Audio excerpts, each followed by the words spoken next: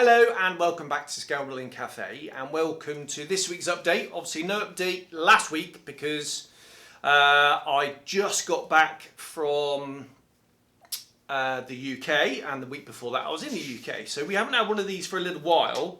So I'll just crack straight on. Channel update, the Airfix Beaver. I put up part 1, the introduction, last week. Part 2 is edited. I just need to go and do the voiceover for it, the narration. I'm going to do that today, and I'll try and get that out to you on Sunday if I can. That episode deals with sorting out the surface detail, so complete rescribe, re-rivet job.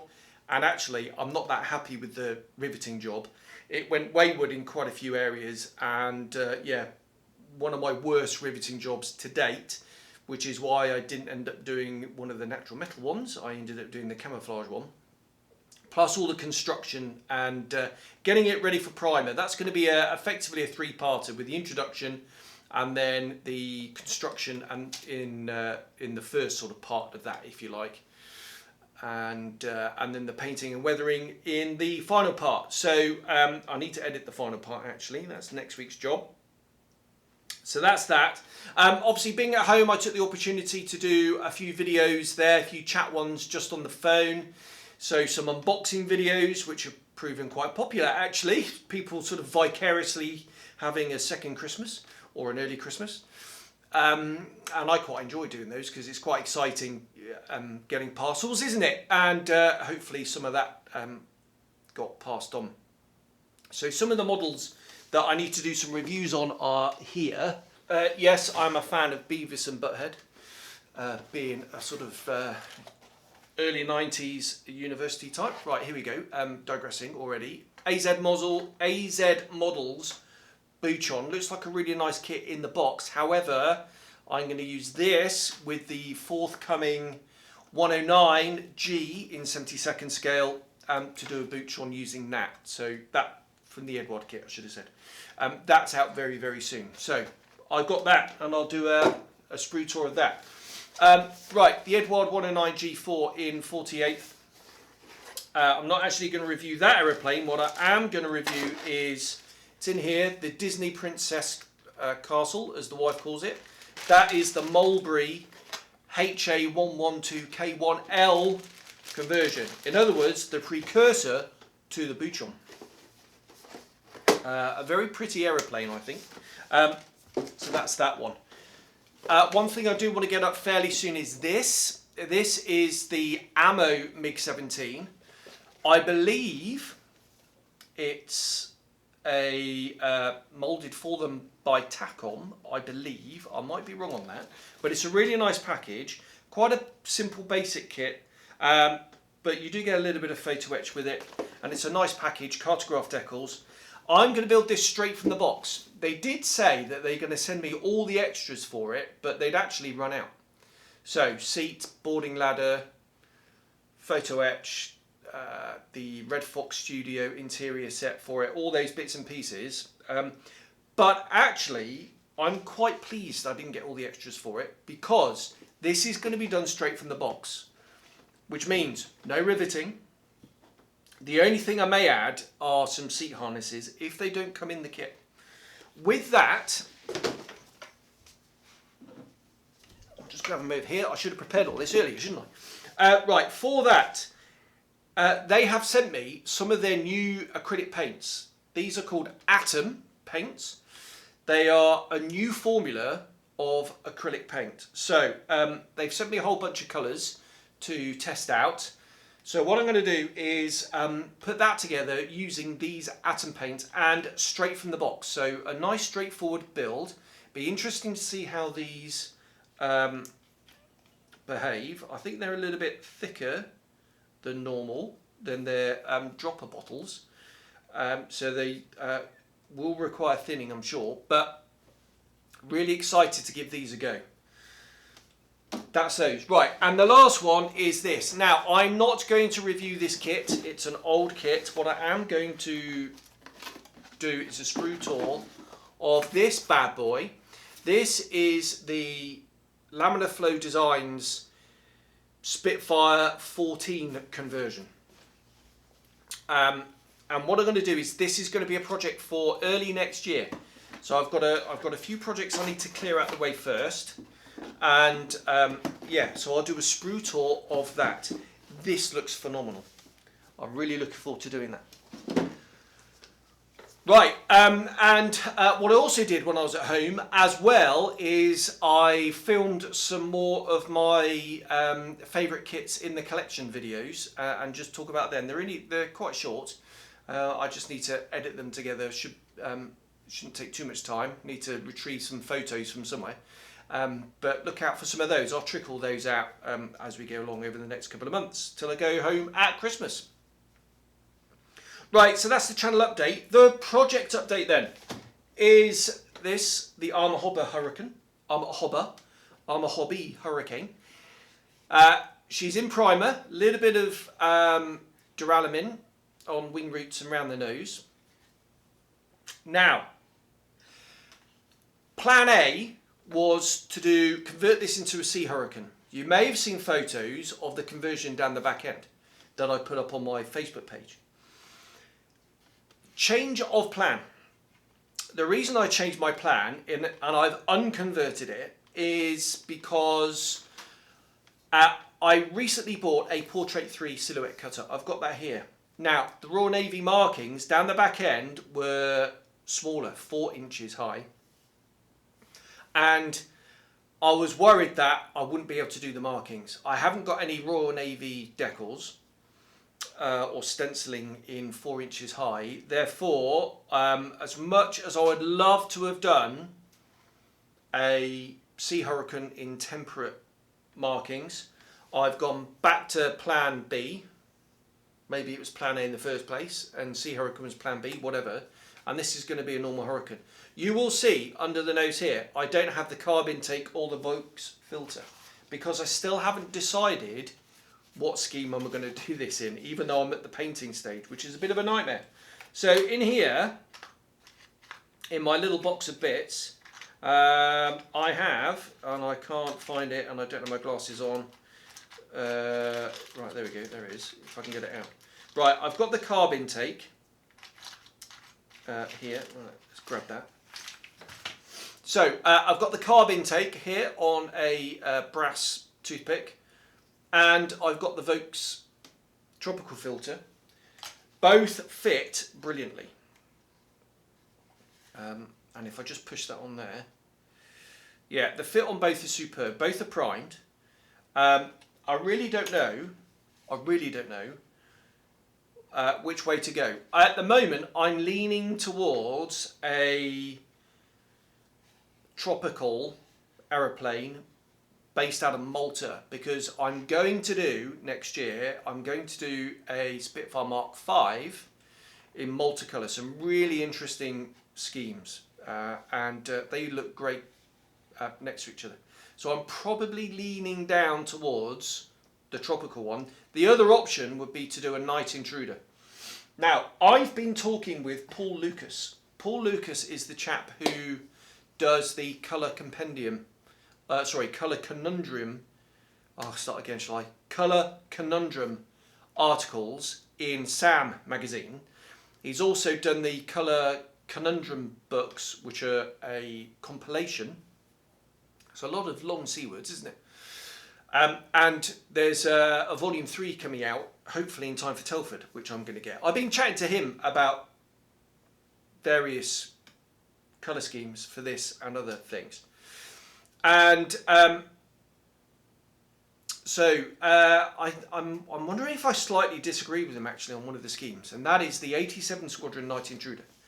Now, I read in a particular source that the all-black aeroplanes were painted in the field the night before the Dieppe raid. I said this before a few weeks ago, in dark green and medium sea grey. But that source said they were, it was actually mixed grey, which was 7 parts medium sea grey to 1 part night. And when you look at these aeroplanes, they were very patchy, and then the paint flaked off quite badly, and they were very heavily weathered. The source then states that they were repainted at a later date. Now, Paul Lucas says that it was probably ocean grey, because by the time the Dieppe raid happened, ocean grey was in sufficient stocks. And the reason for the washy appearance and the very dark green appearance is they were painted over night, not special night. Now, night for the Black Hurricanes was the really sooty really sooty black colour, very, very matte, that was designed for bombers,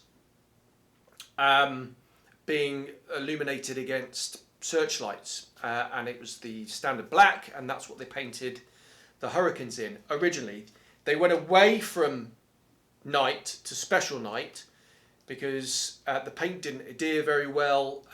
It was very sort of powdery, would come off to the touch, would weather very badly, and had a detrimental effect on the performance of the aeroplane because it was so rough.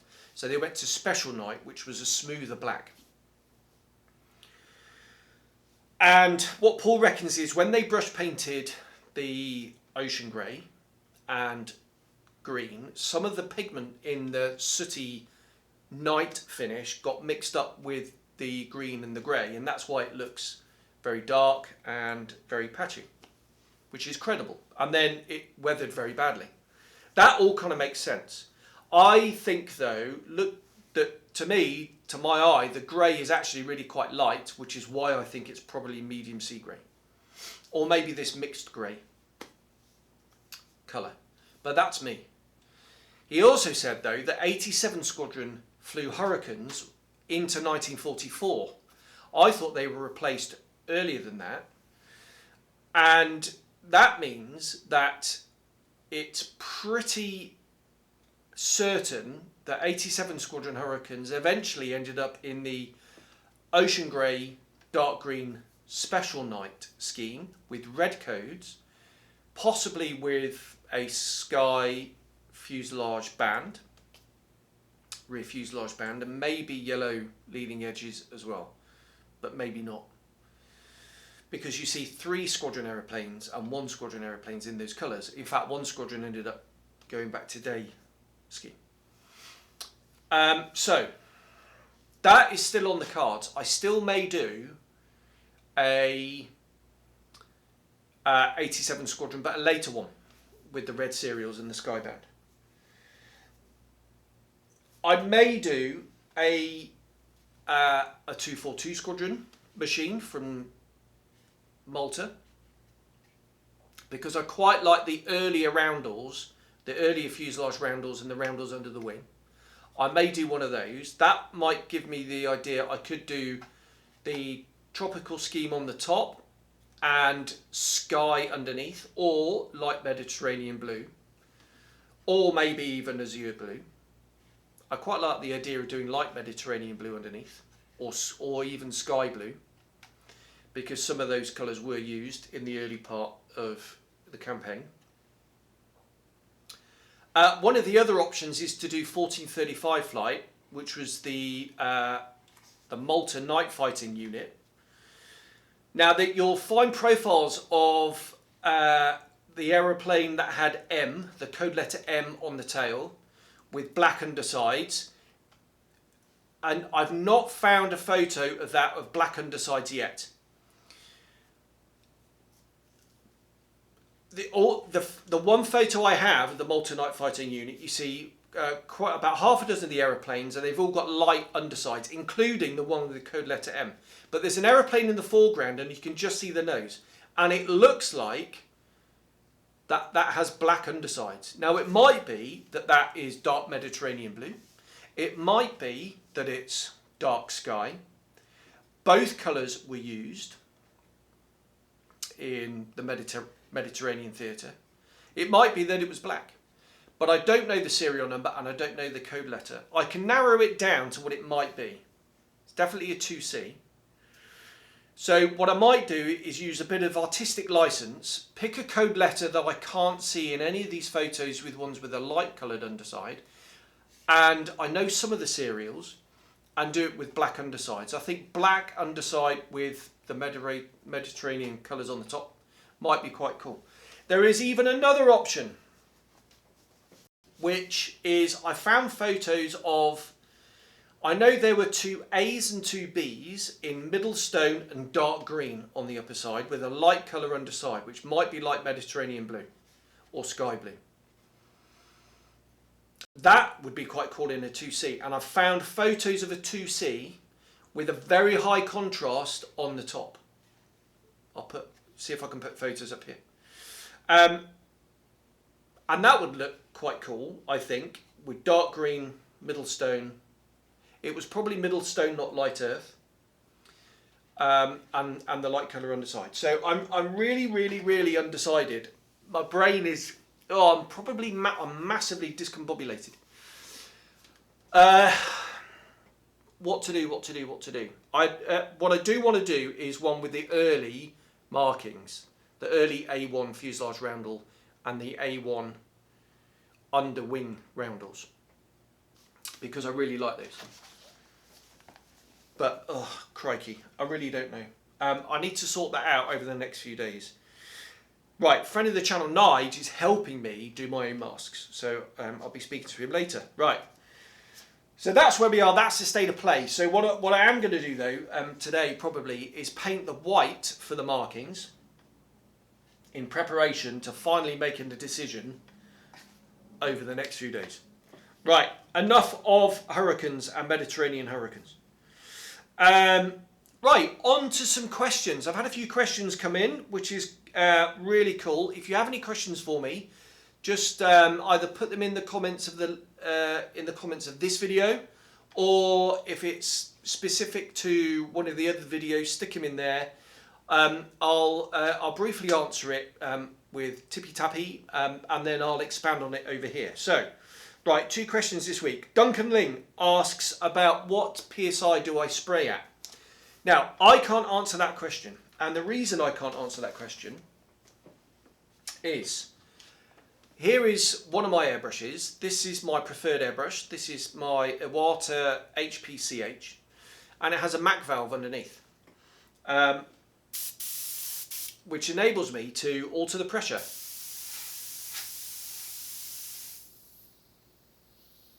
Don't know if you can hear that. There we go. So what I tend to do is, for most paint, because I thin my paint quite thinly, or I use MRP, which is pre-thinned, I spray at a pressure which is low enough, just low enough that it atomizes the paint correctly. If I go any lower on the MAC valve, it starts to spit because the pressure's too low. So it's not atomizing the paint properly. That's what I tend to do. And I get quite close on the model, and then I'll build up the paint. Especially for when I'm doing freehand camo edges. If I'm filling in, I'll do a slightly thicker mix, ever so slightly, and I'll just up it, the pressure, a little bit. Same for primer. So that's the paint pressure. When I'm doing varnish from VMS, that tends to be quite gloopy. You don't want to thin that stuff, and that's quite a small nozzle. I think it's either a 0.25, 0.3, something like that, and it will struggle at a low air pressure, so I whack it up for that, and obviously I whack it up for cleaning the airbrush. So that's PSI. Sorry I can't give you a number, but rule of thumb, Jamie's rule of thumb is the lowest air pressure you can get away with that atomizes the paint correctly, and you're good to go. And then certainly for freehand camo, and then up it maybe a little bit, just a little bit, for primers and blocking things in. That's that. So Duncan, hope that answers your question. Right, Tepi asked a question about what is the best black super glue for filling. Now, I use this stuff, which is Ammo's Black Slow Dry. These black super glues have like a rubber in them, which means they're less brittle, which is really good for gluing things like fuselage halves together. And the Arma Hurricane, this aeroplane, has the fuselage seams glued together with Ammo's Black CA. This one tends to be a little bit more stringy, especially when it gets a bit older. So you have to be careful because it can go everywhere. the VMS one is not stringy, and I haven't used the VMS black yet. But this stuff is great. Like I say, it's less brittle, so it's less prone to cracking seams and things like that. That's why I use it. For filling, it's really good for filling as well. The VMS one is also really good for filling. That little rubberizer component to it means it doesn't dry as rock hard as your normal clear CA glue. However, for filling, gap filling, I mix my super glue with a little bit of talc. That talc means it doesn't dry rock hard, so I tend to do it with clear, and it sands really easily. And actually, if you get the proportion right, and I can't give you an ingredients list of exactly how much, don't do too much, just enough to sort of discolour it. You can even put, and I have done this before in the past, is put a little bit of pigment in there just to dye your mix. And I use that for gap filling, and it sands brilliantly, behaves just like plastic, feathers in nicely, doesn't chip off, and yeah, it's really, really useful. So like I say, I have used just neat black CA, normally on the leading edges of wings, things like that, if you've got a little hairline seam. But if I'm doing any slightly bigger filling job using CA, I'll mix it with talc and possibly a bit of pigment so I can see where it's going on. So Tippy, I hope that answers your question as well. Couple of shout outs, I had a couple of super thanks, and as you know, on this channel I don't beg for likes. I don't have any Patreon or Buy Me a Coffee or any of those other, begging bowl type things. It sounds like I'm doing down other YouTubers that do that. I'm not at all. It's just I earn a decent wage out here, and I don't need to do that. But I had a couple of super thanks, which are really, really, really nice. Honestly, it's so well appreciated. So Liam, and I've met Liam, I met him on the aeroplane, actually, coming back over here after Hajj. So Liam, thank you so much for that. It really is massively appreciated. And Ian Fife as well, he dropped me in a super thanks, which is humbling, actually. So yeah, really thank you very much, guys. Very much appreciated. And any money I do get from YouTube just gets pumped straight back into the channel. Right, on with the news. Right, some exciting things to talk about. Border model 1/35th scale 0. I put out a video of my thoughts on 1/35th and why I think it's a good thing. Some people get really upset and start throwing themselves about. Don't really understand it. Did a whole video on that. I'll put a thing at the end. But they've announced a 1/35th 0, some CAD shots and some test shots. And yeah, talk about a fury. Yeah, again, some people have been really quite upset in the surface detail, in that some people say it's over-exaggerated. Now, it could be the lighting on these things. So when you see the plastic in the flesh, it might not be as pronounced. The overlapping panels, that kind of thing. But honestly, choice is always really, really good, isn't it? So yeah, well done Border for doing a 35th 0. Fits nicely in the theme. I'm not surprised they've done it, because you can plonk that on your diorama, the deck, the aircraft carrier deck that they are releasing as well, with the Kate, and it's also going to be available separately. But I'll whack up a few pictures, see what you think, have a little bit of a chat maybe in the discussion. Do you like that sort of surface type rendering? Remains to be seen to see it in the flesh, what it looks like. The Mini Art P47, they had their test shot at the SMC show, which was a phenomenal show, and I'd love to get there one day. that is due out, I think, at the end of this month, so in a couple of weeks. May, just depending on the distributor, sort of trickle into November, but that looks an amazing kit. And the Magic Factory Corsairs, they've hit the streets, they're out, and that looks phenomenal as well. Jetmads are doing a King Air in 1/32nd scale.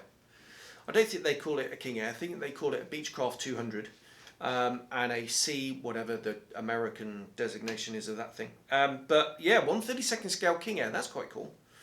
That's quite intriguing.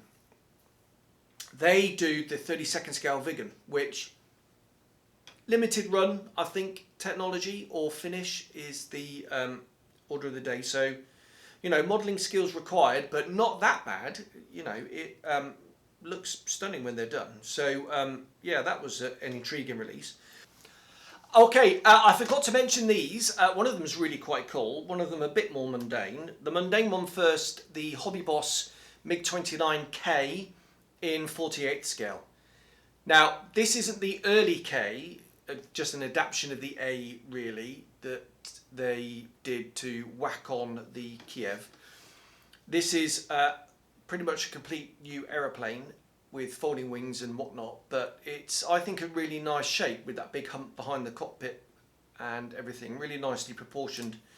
I think it's a collaboration with India, because I know they were certainly flying prototypes and things in Indian markings, and there's a really nice aeroplane with partial camouflage and partial primer. That would make a really interesting subject.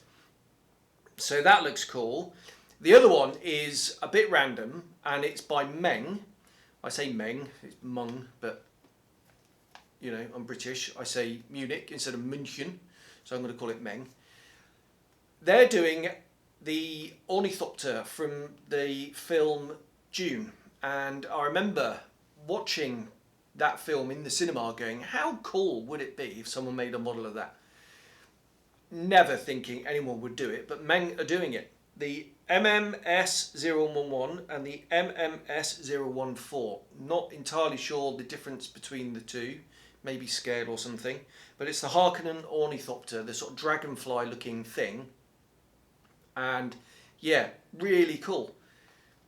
They come with folded wings as well, but you know, yeah, I don't know why people do aeroplanes with folding wings or helicopters with folding wings, says the bloke who's done a helicopter with folding wings, but it was a derelict one, so a little bit different.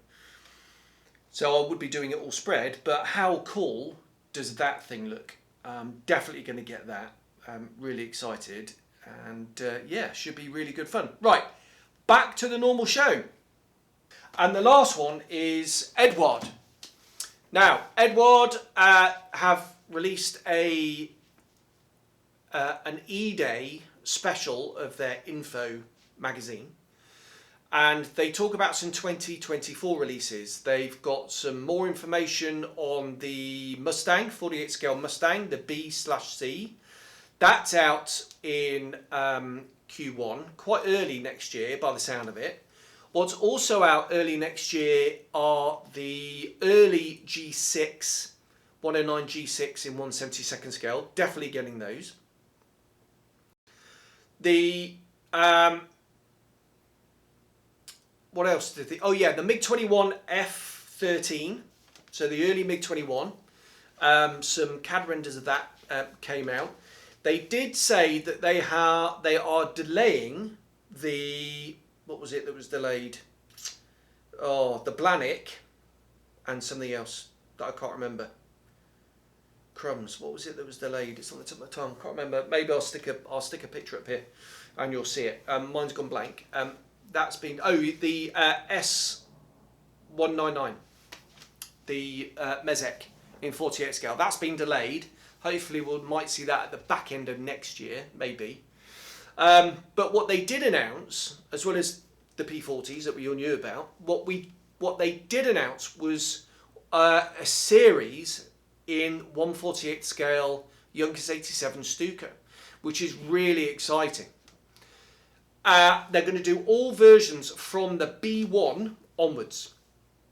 So B1, B2 into the, I doubt they'll do the C, if I'm honest, but the D1, D3, D5, the G as well. So a whole series of Stukas coming out. They did say that they don't know if they're going to do the A version. Personally, I'm not that bothered about the A. I think that looks a bit odd with the big fat wheel spats. So I'm not so fussed about that. But yeah, a new Edward Stukas riveted. Now the thing is what are they going to do about the rivets? Are they going to be raised or are they going to be recessed? That is the question. Back to this. This has raised rivets and they're actually quite pronounced, even though they're beautifully fine. Definitely don't need any enhancements. Now, are they going to do the rear fuselage, or the wings, or the whole thing? Are they going to do it in raised rivets? If they do it in raised rivets, how are they going to do the breakdown to try and minimise losses in cleaning up the seams? Are they even going to kind of not even bother, and are they just going to do it recessed? We shall see in due course. Right, what's the time on that? God, half an hour! Well, to be fair, I haven't done one of these for quite a few weeks and I had a lot to talk about. Stay tuned on the channel, lots of content coming, some sprue tours. I'm not going to call them reviews as such, so some sprue tours coming. I've got the Beaver project coming along. Then we'll be into this bad boy. Hopefully by Christmas I might decide what scheme I'm going to do it in. We shall see. Right, sorry about that. Even the camera got bored. Yeah, so what was I saying? Yes, a summary of what's coming up. Yeah, let's just say there's lots of stuff coming, so stay tuned. Be great to get your feedback on all of that stuff and some of the upcoming projects. And yeah, we'll really exciting to see where we're going next. So thanks very much for watching, and I'll see you on the next one. Cheers, bye bye.